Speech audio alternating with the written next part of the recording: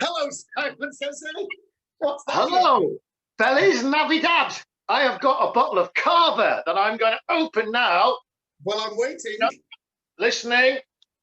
This is a very large. This is I'll put it in my cup. Bottle of red wine. Right. Well, how many of these have we done? Too many. I think this is our 8, is it? 8 or 9? 108.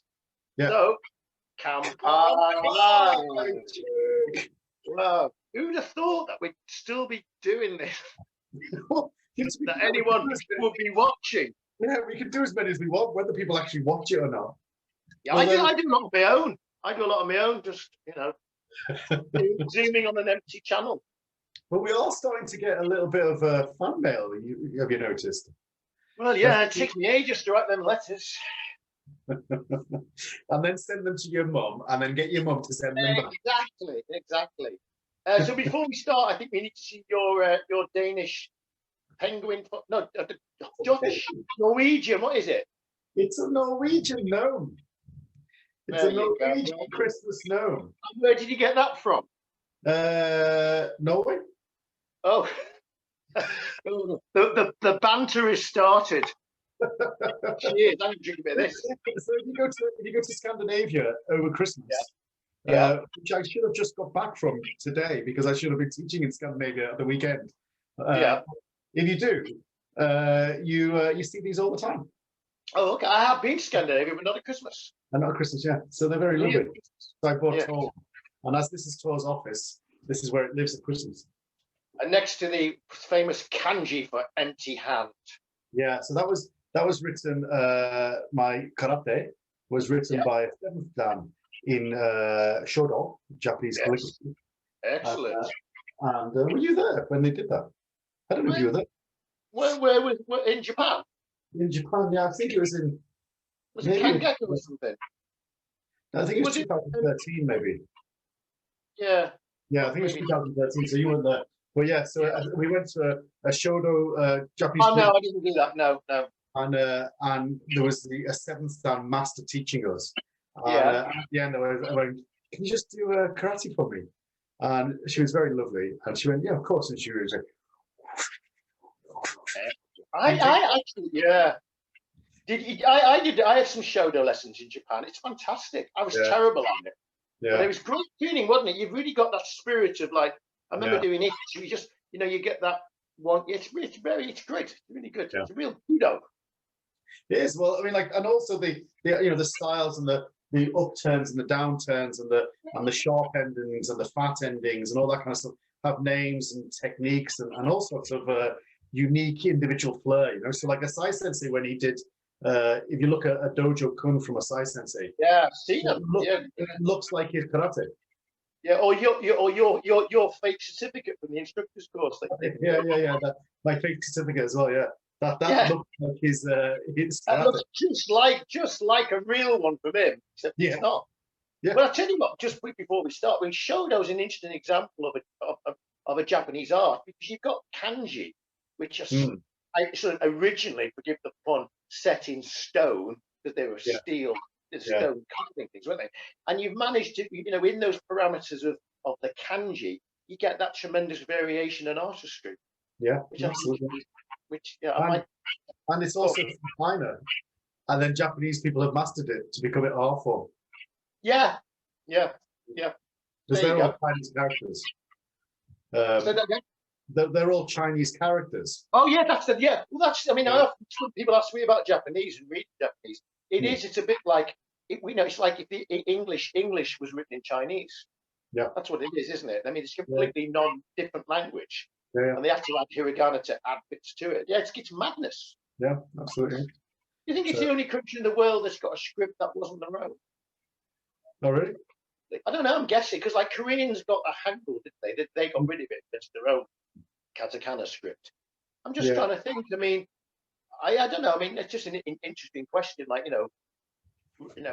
maybe like if Russians gave up Cyrillic alphabet and changed to Although for example, numbers are Arabic. So I mean, our numerical system is Arabic. And before it was Arabic, it was Roman. Roman numerals, yeah, that's true. That's true. So, anyway, there you go. So, who's going to go first? Do you want to start first? Go on then. You might not like this question. Oh. No, it's okay. But this one: do you have a Christmas message to HDKI and the world? It'll be a short one if you want. I'm kind of buying time here. I'm just going to let my cat in. Come on, Nasa. Because otherwise she'd just be crying. Look, there she goes. Yeah, well, probably later on I'll have to put my dog out. Yeah. But my cat is far less noisy than your dog. This is true. It's all in the edit. It's all in the edit.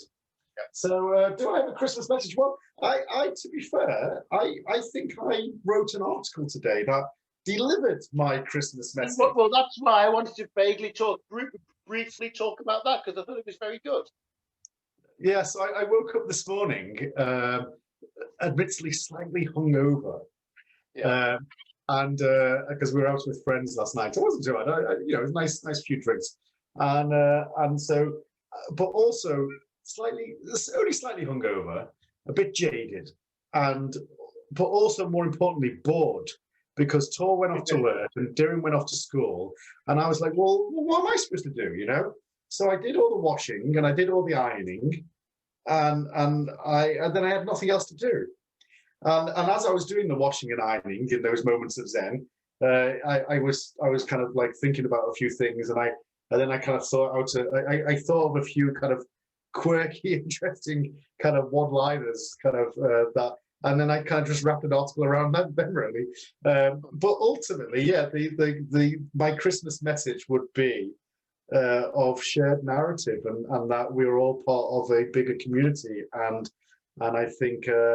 Like Christmas is great at highlighting that because we all very much buy into the Christmas narrative, whether it be from the completely religious sense of it and go to church and midnight mass and all that lot, to the kind of the ultra commercial sense of buying loads of presents, getting loads of presents, and going down the pub and getting drunk.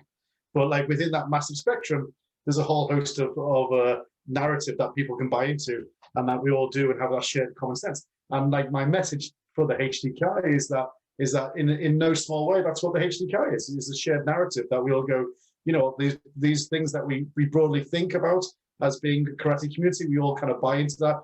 We all have that shared narrative, and therefore we all have a kind of a level of trust with each other as a community, and that we don't backbite and we don't kind of slag each other off. We don't have rivalries to any destructive level, and that's an important element of community and also Christmas. Yeah, well, that's good, because I was thinking that when you talk about shared narrative, I think one of the best things about what's happened, the worst of times bringing up the best of times, is that there has been karate people generally, like karate at home, we always talk about that. There seems to be much more people training with other groups, a lot more, and much more, people cooperating more. So I mean, I taught on Sunday with the Sensei from Japan I'd never met before, and Angie Joe's just joined the group, and we had people from all over the place again. And I'm really enjoying that sort of non-partisan karate training, as it were, which I think is a really positive thing that's happened and changed things. Because, you talk a shared narrative, religious people, politicians, and karate groups can be the most divisive people, all believing in the same thing. Yeah. So I think that your message really resonated with me, that now's the time to recognise that shared narrative and put all the nonsense behind us, really, and see that we're all in this together. I don't like to quote Boris, but we are all in this together. And I think that's a great message. But also, you had a degree of resignation to it. Well, yeah. I mean, obviously, today was the day that we kind of figured, because like obviously. Like my family's plan was to go over to England on Wednesday, actually, and Wednesday's my birthday, and so on my birthday we were going to go over to England, and I was going to meet my twin brother, who it was his birthday too. Really? Yeah. And my like mom older than you or something? Sorry? He's a year older than you, isn't he, your twin brother? Yeah, well, he looks it. He looks it. Yeah. Sorry, go on. Yeah, and my mum's already there, and also, you know, we had plans to be together for a few days over Christmas, and that was going to work out in different ways. But anyway, you know, it was getting increasingly more difficult, and then today they banned people from going both coming from the UK to Ireland, and also, generally speaking, Ireland to the UK. That's kind of possible, but we would have just run the risk of not being able to come home. So yeah, so today we kind of had to, for the third time, completely and utterly rip up our Christmas plans and try to find other ones. And so yeah, there was a degree of resignation, but also a degree of like, well, you know what, it doesn't really matter, because no matter what happens, we'll still make it a good Christmas. Yeah, well, you've just been talking to me before this, and again, you know, these are the times, like, you know, make do and men make the best of stuff. And I think, you know, that would be my message to everybody, not just, you know, is to, you know, make the most of stuff. Yeah, absolutely. You know? And it's very hard, because it's easy to sort of give up, and you just can't. You know, and it even comes back to training again. You know, I think, you know, I would say to people in HDKI, don't stop training. Find a way to train. Yeah. You know, I mean, I went for a walk. Some of my students today. We just met for a social distance walk. It was just a walk, an hour-long walk, and it was really nice just to walk in the middle of nowhere, training but being together. Yeah, but that's so. Don't be too hard on yourself. You know, last week we went for a run. Today it was pouring with rain. We went for an hour-long walk. Yeah, it was giving the world a good, and we were moving. So that was it. Very good. So thank you, Senator, for your message. Okay, my question, Mike. So I you know, I often watch podcasts, or listen to podcasts, watch podcasts, that kind of stuff. And I was watching something the other day, and it was really interesting. It doesn't really matter who it was with, but what they were mentioning, what they were talking about was a sense of discernment, having a sense of discernment, to be able to discern. And what they were talking about was being able to judge. And they were saying, what's the most important element within the structure of your life? And it's not like there was kind of a guru type person who was asked this question, and they were talking about that. And they were saying it wasn't love, and it wasn't respect, it was discernment and an ability to kind of almost judge yourself. And it kind of got me thinking, like I think I'm quite harsh on myself. And I think that is probably my greatest skill, in the sense that I'm constantly, like, if I don't train, for example, I feel guilty.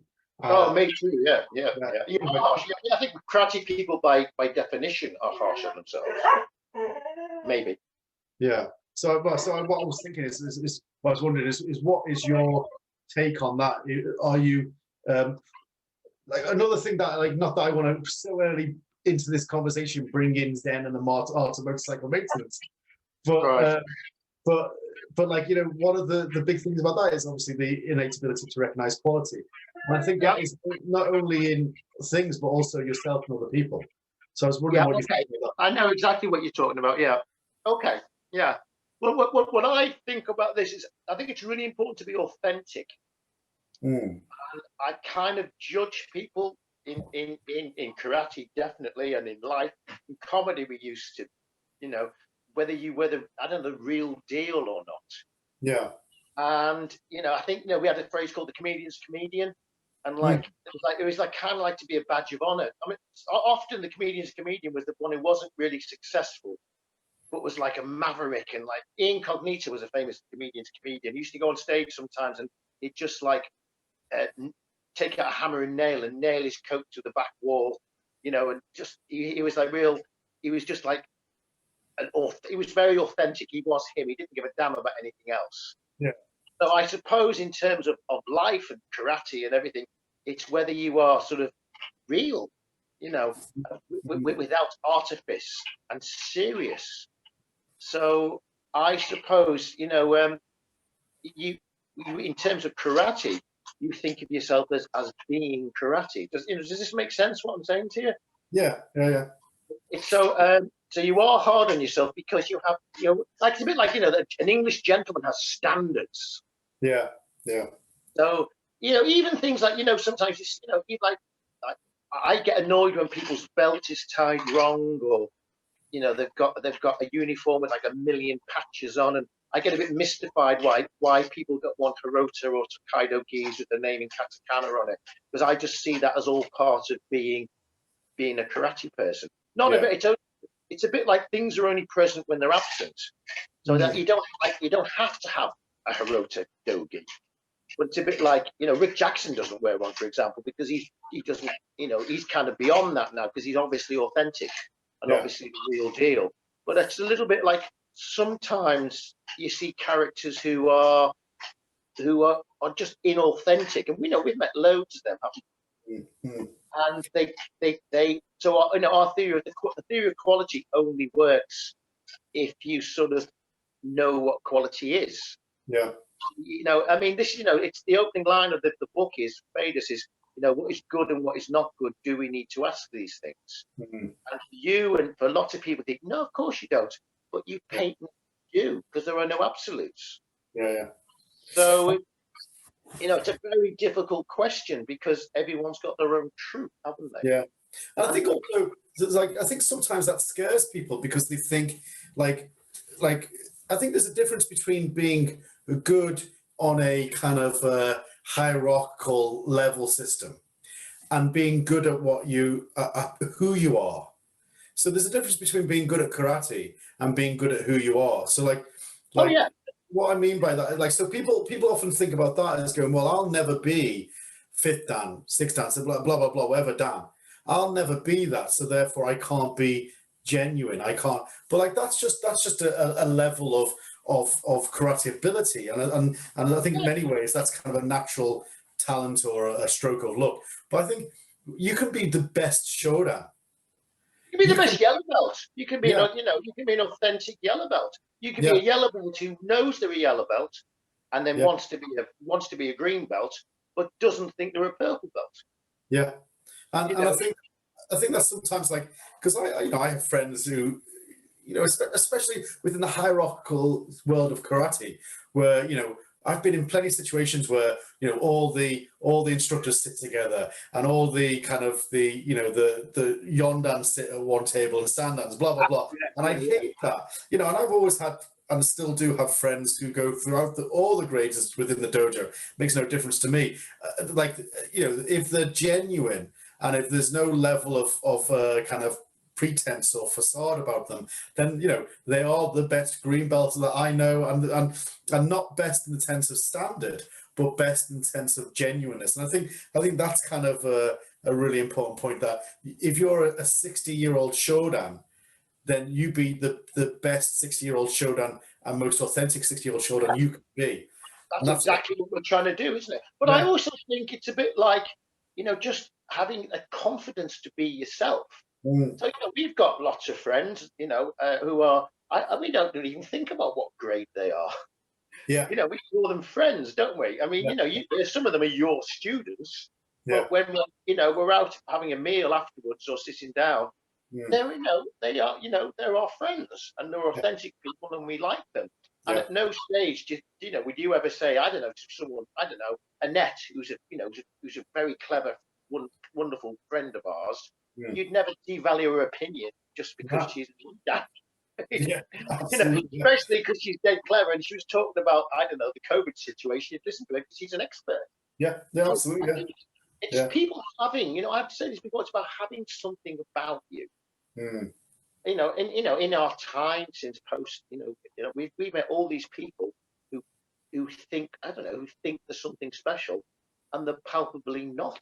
Yeah. And I think sometimes you need to know your place as well.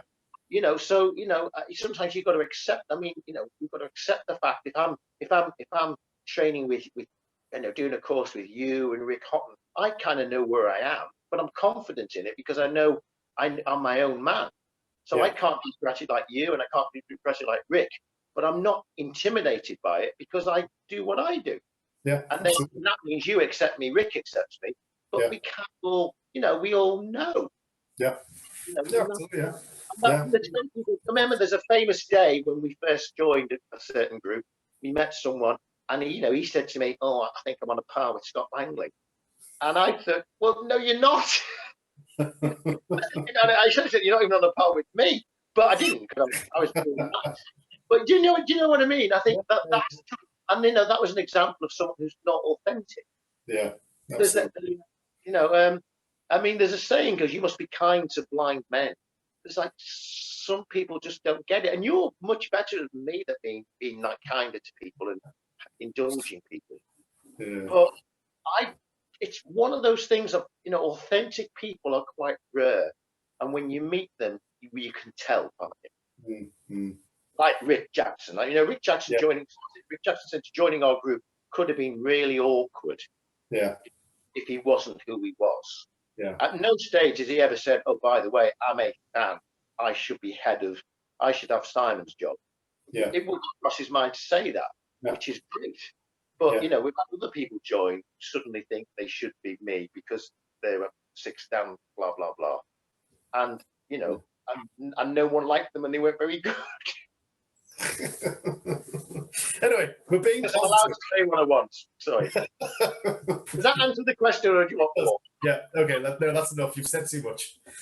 Let's move on. Good. No, I think being authentic is really important, and that's why I'm in the HDKI. And I could say a lot more about other organisations. But you're not. Carry on. I'm not going to. Right. Do you want the two short questions that count as one, or a longer question? I will leave that up to you. It's your choice. Because I'm having such a nice time, I'm going to ask you two questions. Are you excited about Deering, your daughter, going for Showdown? Yes. I am. How do you feel about that? Tell me. I mean, so she's been training since she's 12. She's 13 in April, and so she's planning to take it in end of March, so just before her 13th birthday, and she has been training since she was 4.5. Not that we normally take kids when they're 4.5, but she kept on coming to the dojo with me because Tor was training my wife, and so Darren would sit in the reception and play games or whatever she used to do. And one day she said, "I want to join in with Mummy." And so, in a very cute kind of like, "Okay, like you can do the warm up with Mummy." And so she stood next to Tor one class and did the warm up. And we said, "Did you like that?" And she was like, "Yeah, I want to do karate, but I don't want to do it with Mummy. I want to do it with the kids." And we're like, "Okay." And so she started kids class then, and that was when she was 4.5, and now she's 12.5. So she's been training for 8 years, and so during those 8 years, there's been ups and downs. I think it's fair to say. Sometimes she's said, "I don't like karate anymore. I don't want to do it anymore." And we've always said, "Well, you can do anything you want, but karate is a life skill, and we want you to have that life skill. And this is a journey that you've decided to do, and this is a journey that we want you to fulfill. And Shodan is that fulfillment." And that was a while back. That was like the early brown belt levels, and now it's she's first Q. She's really kind of come back to it and was I tell you what's made a big difference, and I noticed this last time I saw her, was the gymnastics. Yeah. Basically, she's supple. Yeah. I mean, I suspect she's like almost a black belt in gymnastics level type of thing. Because I mean, I think having that ability just gives your karate that edge that you can bang out high kicks and you can move your body freely. And I was slightly wistful, thinking, "Oh, yeah, that's great." But who's going to grade her? Well, so it'll be hopefully, all fingers crossed. It'll be Guy Brodeur over. Ah, okay, yeah, because you can't. No. I mean, I'll be on the panel, but it'll be no different from any time any of my other students grade.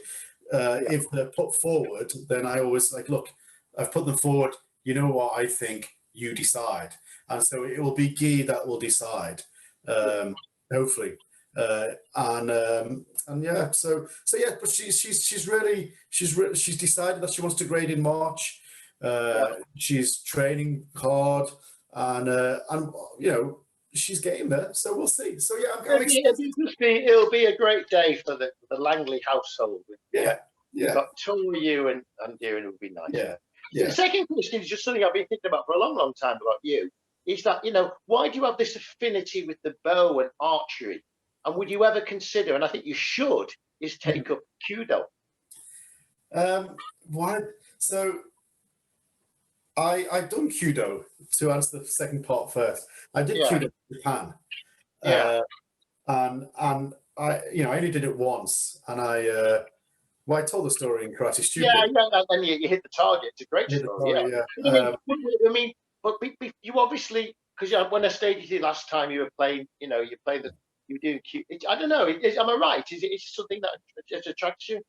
Well, Kudo doesn't. Archery does. I think there's it's that stylized version of archery that it was great for an afternoon to do and to show that I could do it. And for the instructor, who was a sixth dan, you know, told, Scott's a fourth dan in karate. He's like, Yapariso ne, which means, you know, plainly, obviously he is a martial artist. Really nice. But you didn't get on Facebook, so it never happened. Yeah, but I think with archery, I've always liked shooting as well. So I've got a natural eye. I've always been able to shoot well, a gun, rifle, shotgun, and archery. I've always been able to hit what I see. And so, and also, like when I was a kid, I used to go to the woods all the time and just shoot my bow. I mean, you used to do it. Okay, right. Yeah. So I mean, I've still got a. Well, Christian got you one, didn't he? Yeah. I'll be back. Go on then.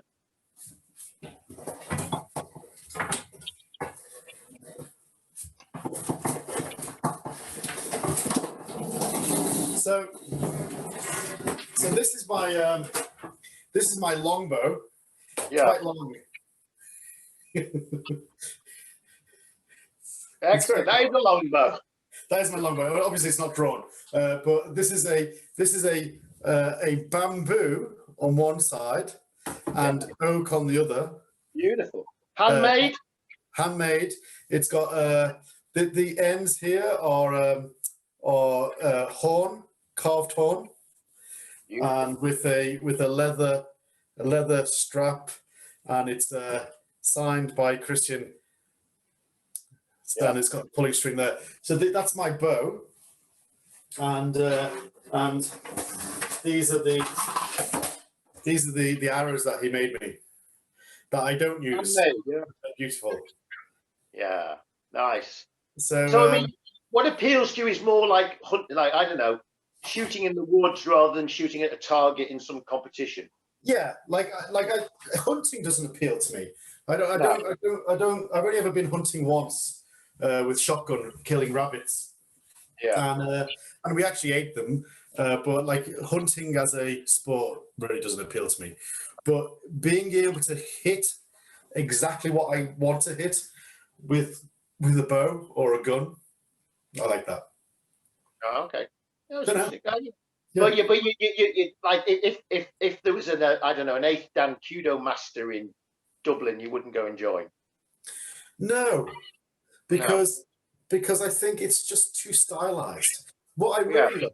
So there's a difference between target archery and field archery. So I love field archery, and I did this. I was in San Diego with training with Steve Uball last summer, and Wayne Cottle, his student. I know Wayne.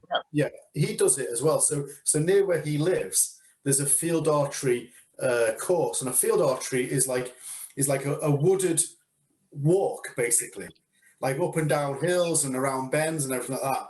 And it's a bit like a nature walk, golf archery type thing.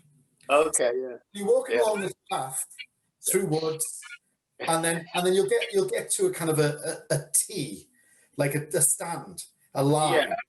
Yeah. Target number 5, and it'll say 50 meters down to your left, and you'll see it, and there'll be a cutout of a stag or a rabbit or something like that, and then you have to shoot. shoot it, and then you carry on the path, and then you go past the target, you get your arrow, you carry on the path, and you'll get to the next one, and it'll be like a dozen or 20 different targets, and that's called field archery. And with field archery like this, you don't have sights, so this is one sight. Yeah, because the modern bow is like a scientific piece of equipment, isn't it? Yeah. So you don't have sights with field archery. You just use your eye, and so you don't pull it like this. You pull it like this, and you go down your cheekbone, and you look down the shaft with your eye, and you sight it by eye, and so that I can do really well. With you know what you'd be good at? Is it Nordic skiing, where you've got to ski and shoot? Yeah. That looks really good because it's really hard cross country skiing. Then you've got to settle down, settle your breathing, and shoot. That'd be a good one for you. Yeah. I mean, if I hadn't done karate and I'd gone into the army, then I would have been doing stuff like that. But I didn't. So it was just a question. It was just your distinction between judo and archery is really interesting. Yeah, I get it. It's a bit like Iaido. I'd prefer is it Bato Jitsu where you cut things. They cut the kanji. That appeals to me. But that perfect sort of where you have the tanto, like the blunt sword, that's what it's called now, and it's a bit like, and then it's a bit like it's all about just doing that little kata. I like the idea of drawing a sword and cutting something. Yeah, absolutely, yeah. That and kendo. Like, if you're going to do the sword, I don't want to disparage Rick Jackson sensei, but if you're going to do the sword, I think like that kind of like cutting and also kendo, where you're kind of moving and learning how to, I love kendo. I think kendo is the ultimate Japanese martial art, and it's kumite. It's just lots and lots of kumite. Yeah. Right. Is it my turn? Yep. Okay. So, I spoke to a mutual friend of ours today who shall remain nameless, and he was talking about. Sorry. I'll slag them off. No, a good friend of ours, and he was talking about politics in Japan, and he was saying that he's sick of it, blah blah blah, and he was saying what they're forcing people to do is regrade for gradings that they've already taken with that group, because okay, now I kind of know what you're talking about. Go on, well, I don't know, maybe you don't. Well, all right. Anyway, go on. I don't think these are Dan gradings. I think these are kind of instructor qualifications, examiner qualifications, that type of thing, and they're forcing them to renew them, sort of thing. Not renew them, but to regrade them, because they feel that they have lost control of maybe they've lost the control of the grading process, and they've given out too many high-ranking grades and too many high-ranking examiner qualifications, and they're forcing people to regrade gradings that they've already taken with that group. And it made me think. I mean, I think it is. Do they have to pay to do the regradings as well? I suspect so, but I'm not sure about that. But it made me think of like if you make a rash decision and give someone a high grade, or you make a generous decision, or if you give someone grading rights, or like in our case, well, maybe not so much in our case, but like in our case where you would allow someone to grade because they fulfilled a certain criteria, but then someone else fulfills the same criteria, like therefore you have to give them the same grading rights. Like, it's a very difficult situation, isn't it? Yeah. I mean, some of it is expediency, because like sometimes in the early days of the Japanese organizations, like it was the first people who entered, like, famously people got showdown through the post and stuff. And I kind of understand why, because they just needed to get things going. Yeah. And then it bites you in the bum, I suppose, later on. Yeah. But they're doing that now. Yeah, I mean that's not the case with this group. Let me show you. I mean, it's people that have probably paid a lot of money to become. It's not. No. Well, yeah. I mean, yeah, I mean, I don't know what to say. It's like just crap. Yeah. You know. But also, I think it's quite difficult sometimes though to like once that kind of genie is out of the bottle, it's really difficult then to kind of get a grip of it, isn't it? And say for example, we're in a situation where we've got people who are grading all over the world, which, you know, in some extent that's true now. And then all of a sudden we're coming across really low level downgrades. Then what would we do? I mean, I don't expect that to happen at all, but you know, you never know in the future. No. And I wonder what you could do. No, you see, I mean, with the age of the internet, like I saw recently, like you do, somebody getting fifth dan from a group in Japan. And you know, then they put it on, and it was all very nice. And they made the terrible mistake of putting the grading on, which you know you should never do, really. And it was appalling. But the person was very nice, and they burst into tears when they passed, and blah blah blah. But it was a bit like, no one needs to see that. Yeah, again, that's lack of authenticity, lack of being self-aware. Because you should think, you know, you get fifth dan for whatever reason, just take it, and you don't need to share it on Facebook because if you don't realize it's not very good, then there's a big problem. No, I mean, it's the business of karate, isn't it? Yeah. I'm just trying to remember the name of the guy in America. Andrew, as he knows him, he's from Missouri. He was the big. Anyway, he was one of the first guys to get a black belt in America. Got it the post because he trained in Japan. He had to go back early. But Robert Fazaro, very good. But at the time, he basically was stationed in America, just about to do his black belt, got sent back to the States, never did it. So Nakayama sent him his showdown certificate. You know, which is fine, really. But then then there's a kind of precedent there, you know.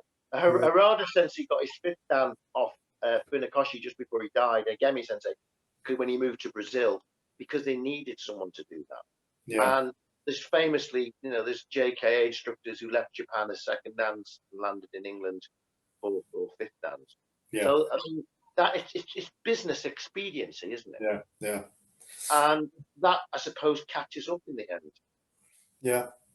I think then to make people grade again after you've given it to them, though, I think that's not the way forward. I would never, ever, and I've had people talk to me this before, and I know people have done it. I would never, ever do a grade for anyone again, ever. Yeah. You know, I mean, I'd just say no.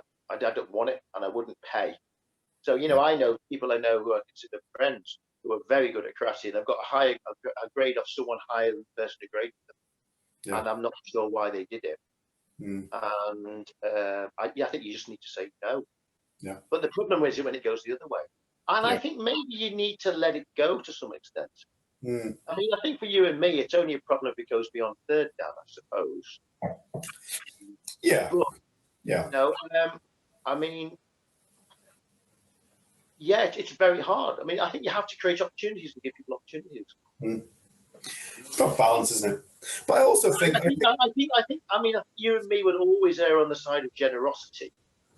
Yeah, well, give people a chance, and you know, also especially if the heart's in the right place. Because also, if you try and stop them, I mean, there's a famous case of another instructor from Africa. Let's say Africa, who basically had a group within a group. And I think some people have groups within groups and do their own thing. And you know, I think if people are professional instructors, they need to make a living. I think we need to be sympathetic for that. And like, we don't need to tax them, we need to enable them, but you'll always get someone who'll push it too far. But I think, you know, for you especially, I think to some extent you have to have a certain amount of detachment to it, because you know, any like, you know, you can't have an iron grip on everything. Yeah, and also like I'm fairly a firm believer that no other person represents my karate. The HDKI doesn't represent my karate. The grades that I give don't represent my karate. So I don't live vicariously through the grades I give, and therefore I don't live vicariously through the grades that other people give under the HDKI banner. I mean, that's not to say I'm carefree and like I don't give a damn about the quality of grades that are within the group. Oh no, you probably do, because I've sat on grading panels with you, and you said to me, I can't write my name on this. Yeah. And I think, you know, one of the justifications for the grading chart, the price of the grading, which I'm totally on board with now, is that you're paying for your certificate. You're paying for your, you know, if I write my name on a certificate, I'm worried that you're gonna see this person, and I feel they have to be up to standard, because they're paying for our name, aren't they? Yeah, that's it. So yeah, I mean, so I don't, you know, I don't see, like, if someone's given a HDKI black belt out and it's got someone else's name on it, it doesn't really reflect on me. It reflects on the instructor. I mean, I mean, I suppose on a broader level, like, if it represents badly on the community if we got low level HDKI black belts, but not me personally. So I'm very clear about that. But I mean, I am careful about what I sign. If I'm going to give someone a black belt, then I make sure. I've sat with you and I've seen your pen hovering over the thing, and you know, and often going, I can't do it. Goes from to no, I can't. Exactly. Annoyed since used to get the paper and throw it on the floor. Not that it's bad. A horrible thing, isn't it? Because, you know, I think it's a heavy burden being a Dan grade exam. Right, are you ready? Yes. Right, okay. So this week you sent me a really nice clip of a thing by Jesse Encap about Savat and Shotokan, which I really enjoyed. And it was a bit like, yeah, of course. Because Bruce Lee used to talk about Savat, and I knew about Savat from the Bruce Lee days. And I always thought Savat was stolen from karate. Because I just thought, obviously, they'd seen karate and that was it. And I thought that was quite interesting. So my question is, and Stuart Amos has helped me with this question a little bit. He's talking about the benefits of other martial arts. But my question is, Shotokan karate is the least traditional of all karate styles. Discuss. Well, this is what I think. I think you can't have a traditional martial art. You can have a traditional martial practice, or you can have a martial art, but you can't have, like, tradition and art are oxymoronic. Because by definition, art is constantly evolving and being created, and tradition by its very nature is set and over time and practiced through time, consistently the same way. So yeah, I think Shotokan is the least traditional of martial studies, and therefore one of the best martial arts. Yeah, well, that's the kind of answer I was hoping for. Okay. Next. No, because but people talk to me like, they go, if you want traditional karate, go to Okinawan karate, and you go, well, okay then. So, you know, Kanban Weishi from Weishi-Ryu, you know, Kane Weishi came back from China, and he brought back 3 kata, Sanshin, Seisan, and Sansei-Ryu, and then they added extra kata because they thought, well, 3 kata is not enough to make. So his son Kane Weishi created traditional Weishi-Ryu. Yeah. And, you know, Choji Miyagi learned from Cameron Higuana. He brought back Sanchin and a few of the katas and added extra katas. So there's a whole history of, as far as I know, all martial arts, as far as I can tell, all martial arts that are any good have to develop, don't they? Yeah, absolutely.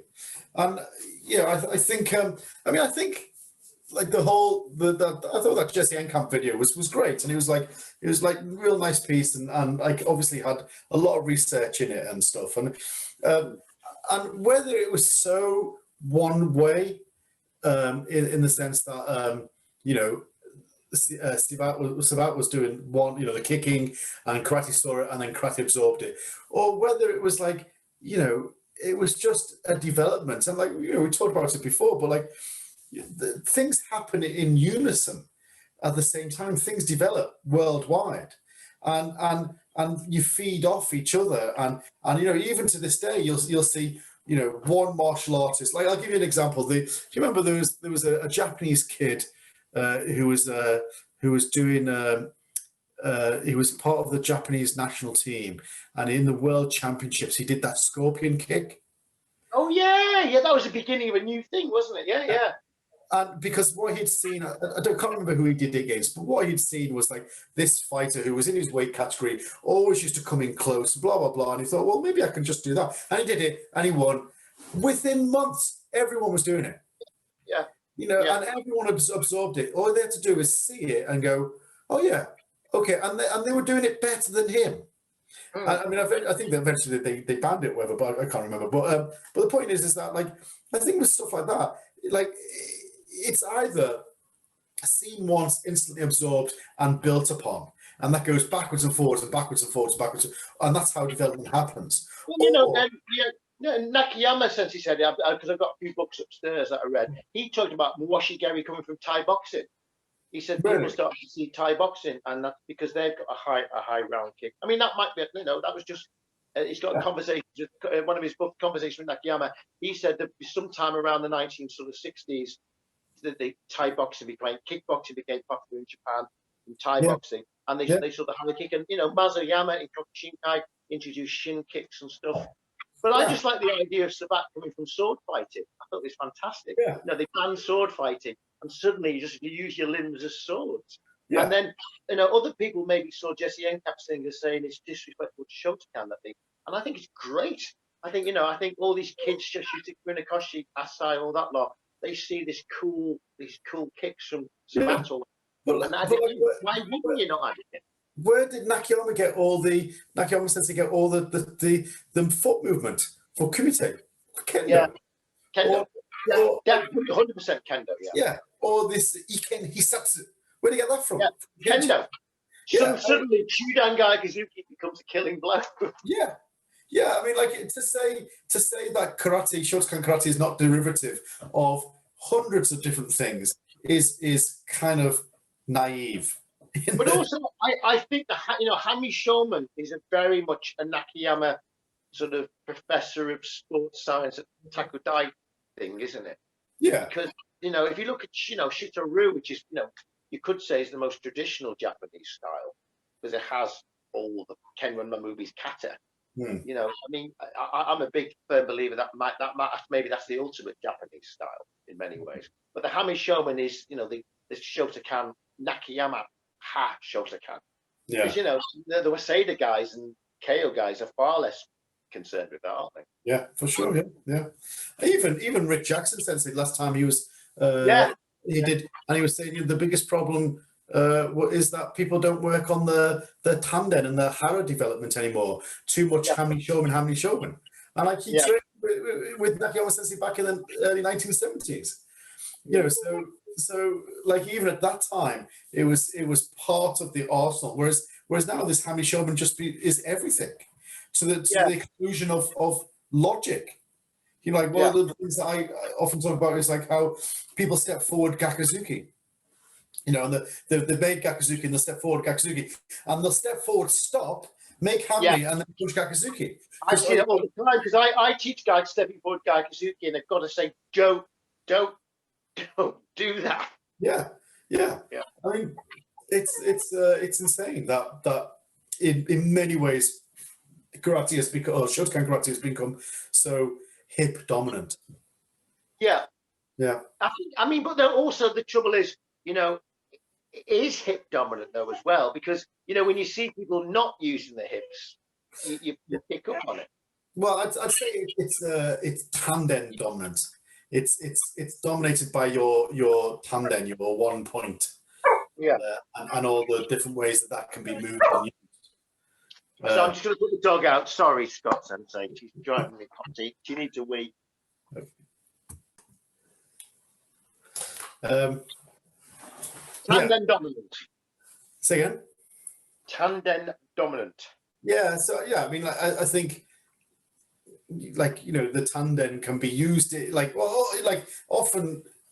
Using your hips is a euphemism for what you're doing with your tanden, right? So I think it's very obvious when people aren't using the center, their core, and often that is the more superficial or the more external is hip use. But ultimately, it can sometimes be too much of a burden, too much of a restraint from actually using the body in an actual way because they're so busy kind of following the formula of hip rotation. I mean, like there's so many times I said, why do we use our hips? Asking students, so why do we use our hips? To make power. Yeah, but how? Well, because the hips are powerful. Yeah, but how? And like you go through the process of like, why are you using your hips? What does it do? And eventually you get to the point where, hip rotation shifts your body mass, and you do that at speed. It's mass times speed equals power. It's just that basic thing. And so if you're moving your center, which is your mass, center of gravity, your mass, at speed, then that's power. So you don't have to rotate, you don't have to do anything.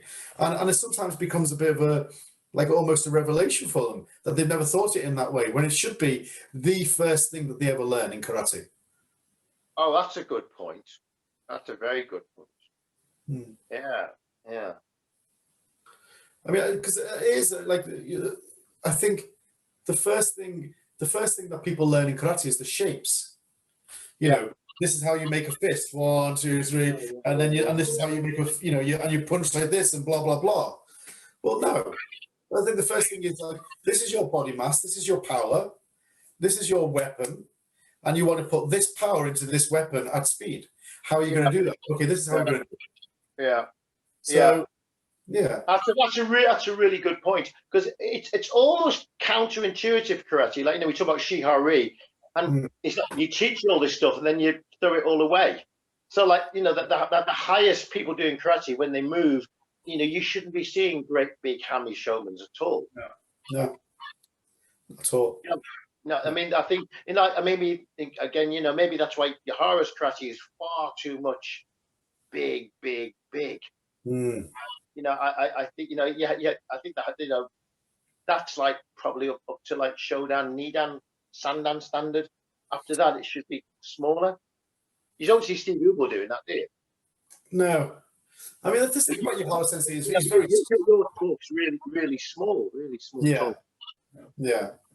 I mean, the thing about Yahara Sensei, he's very small, he's very light framed, and so therefore his techniques have to be in some ways exaggerated to get that body mass behind it. Whereas Steve Sensei is far more subtle, but he's taller and he's there's a bit more mass training as well. Yeah.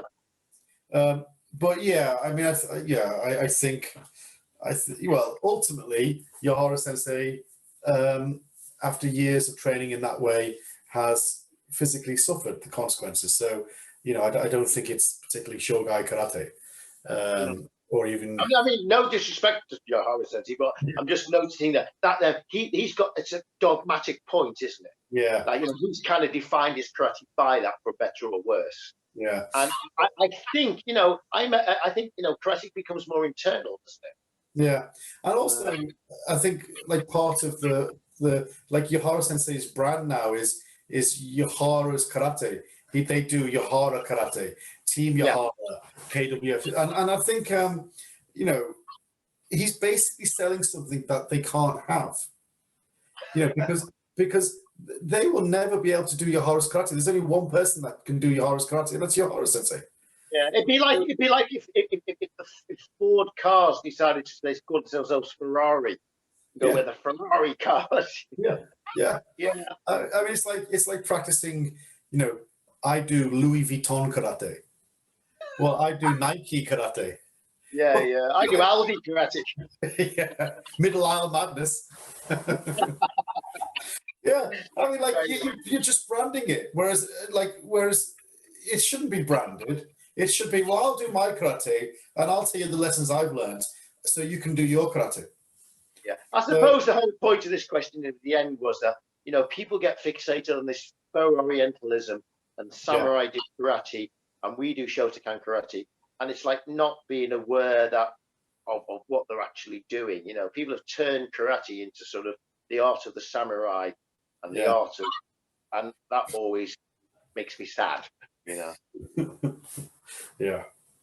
I just remember when I was in Ohio last time, over the road from Jane and Kevin's HDKI Ohio dojo, they had the Budokai Taekwondo Club. Oh no, the Budokai Taekwondo Club, and I just made me so angry because like it's like the Budokai is Japanese, Taekwondo club, and I nearly went over, and I didn't go. They said go. It's like going to the Mount Fuji Chinese takeaway. Yeah, exactly. Yeah, you know. Yeah. Okay. So I think that's the sort of that's again going back to that sort of crass, no quality, no authentic thing. Yeah. I'd much prefer something to be American freestyle karate, because then they could, because then some of them are really good, and I'd much rather that than the sort of pretend. Yeah. Okay. Well, I think we're coming somewhat to the end of my glass of wine, but my final question. Well, I'll the last couple of questions I'll mix into one, if that's all right, and then if you have any more, I've got one. I'll do one more for you, and that'll be done. Yeah. Okay. So my final question then is okay, Christmas, New Year. So first thing is, well, this is not really a problem for you, but you might be able to give advice. Like, how do we not get fat and lazy over Christmas? How do we keep on training? And what's your New Year's resolution? Oh, well, okay. Well, you're not going to hate my answer. Right? My answer is just train. So, I'm going to be running. I'm running every day. I'll just train. I mean, I won't run on Christmas Day, or maybe I'll run on Christmas Day, but I'll certainly run every other day. Yeah. And but then, to be honest, I like running, so it's not really a problem for me. And so I will just keep on training. And my New Year's resolution is to do more weight training. Yeah. Because I'm skinny. I've always been skinny. And you were talking a little bit about the karate ideal and your Hara sensei, and it's kind of like maybe the kendo or the sword ideal is a skinny guy, but the people, a lot of people I know are really good at karate are big or heavy set, maybe like you. Like Higawano sensei is small, but he's heavy set. He's a mesomorph maybe. Yeah. So I'm actually, my danger is because I'm naturally skinny, of wasting away. So my kind of New Year's resolution is to do more weight training. Yeah, well, I have to say, obviously one of the best karateka in the world is Steve Ubel Sensei, and he's your height and your build. You're very skinny. He's 73. He's not better than me. Yeah, but he's more. He's strong, isn't he? Yeah, I mean, he's still got a six-pack. Like, he's still absolutely ripped, even in his 70s. But yeah, he does weights all the time. Yeah. No, I mean, I felt as I've got older, I'm definitely getting a bit weaker. Yeah.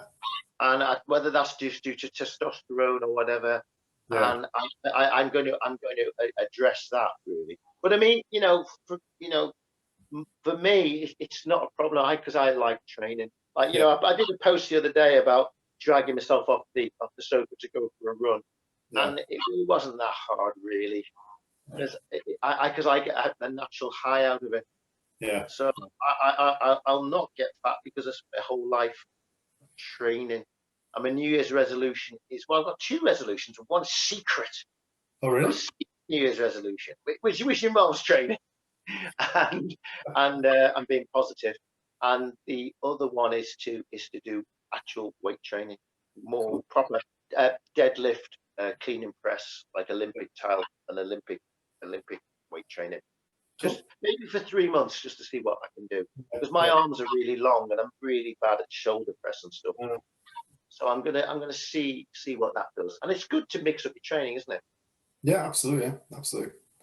I mean, and also I think one of the things I've noticed within the group, in HDKI GB, we've got a great group of people, and I'm not judging anybody. And some people's way of getting through it has been to just retreat into the cave, and I totally understand that.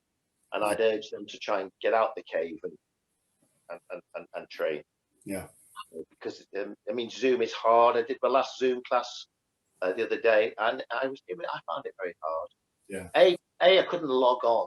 Just the whole business of trying to log on was difficult, and through no one's fault, And then I know Angie Cho has been amazing, our newest member. She's introduced this Kenji Hashimoto, who's great. Kristen Howard. So it's really good to do, and all my friends were there. But I still find it very alienating to be just in my little dojo next door. Very hard. Yeah.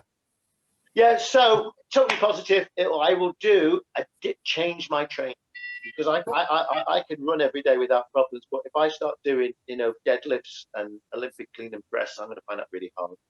Cool. That's what I'm going to do, and I've got the bar all set up, and I'm going to do it. Excellent. Right into my question to you: what's your New Year's resolution? I don't really have.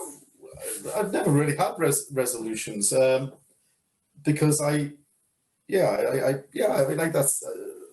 I have nothing to say to that really. I don't have resolutions. I just carry on doing what I'm doing. I think like if I'm very positive about next year, and I feel like there's a lot of possibilities and a lot of opportunities that I am determined to make the most out of. So I really want to expand the dojo next year to have a number of more venues, and therefore be your instructor, to get another instructor, and like that's not to kind of I don't make it. It's not through financial gain. That's what I really want to say. It's not because of financial gain, because my business, the business is really there to kind of support the dojo members and to support the instructors in order to kind of have a professional elite group of instructors. So it's not really about expanding the business so I can make more money, because that's not how it works. And that is the God's honest truth. I know. Yeah. I know. But the people watching this are going, yeah, of course. No. All right. Well, I'm going to tell. Last time I worked for you, you invited me and Stuart Amos over to do a course for you, and I said to you, in all honesty, you could have not. We did all your gradings, got paid a nice fee. I said to you, you didn't need to do this, and you looked at me going, well, what do you mean? So it's true, though. So thank you. No. And that's why I'm on board, because it's not about. Yeah. Well, I think there's a real opportunity to kind of grow the business and therefore get another full-time instructor in the dojo, which I really want to make happen next year. And I also want to, make sure that that the community is serviced because it's been unserviced for the last year, and to make sure that we get back out there, all of us get back out there and teach and train. And at the same time, I want to also maybe try to make sure that I'm home, because I've really this year really enjoyed being home. Yeah. Well, I mean, possibly one of my resolutions is slightly to do less.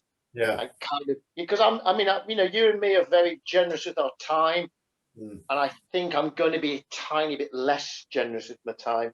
Yeah. For anyone who doesn't deserve it, maybe I'm just going to be a little bit less generous, because yeah.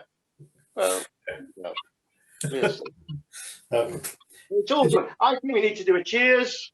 Okay. And we've done loads of these. Yeah.